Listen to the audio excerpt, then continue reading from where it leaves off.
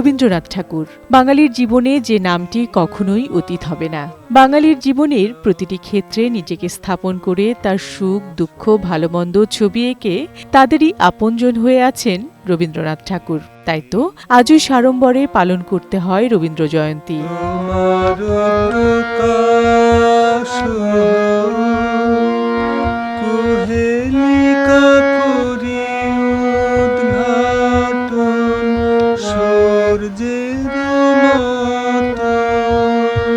বাংলা সালটি 1268।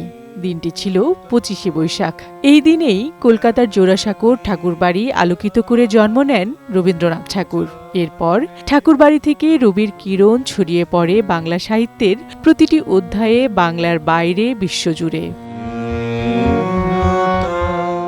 সৃষ্টির বিচারে যিনি হয়ে উঠেছিলেন বাংলা সাহিত্যের কবিগুরু, সাহিত্যের মহীরুহ। নির্ঝরের মতো চলেছে তার লেখনী। কবি, উপন্যাসিক, নাট্যকার, প্রাবন্ধিক, দার্শনিক, চিত্রকর কিংবা সঙ্গীত স্রষ্টা, এমনই বহু পরিচয় তার। উনি গান লিখতে, গান সুর করতে, গান গাইতে সবচেয়ে বেশি পছন্দ করতেন। রবীন্দ্রনাথ কেবল কালের কবি নয়, তিনি কালজয়ী।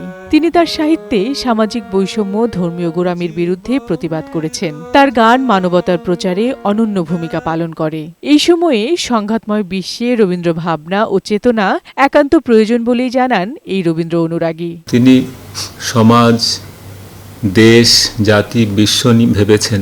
আমরা এইগুলো তার সাহিত্যে, তার লেখায়, তার গানে আমরা পাই। যদি আমরা রবীন্দ্রনাথকে ধারণ করি তাহলে আমার মনে হয় হানাহানি থেকে আমরা বেরোতে পারি।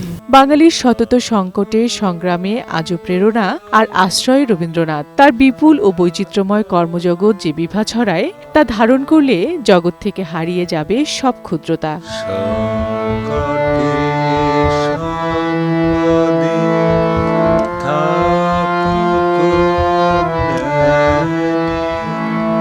বিউটি সমাদ্দার, বৈশাখী সংবাদ, ঢাকা।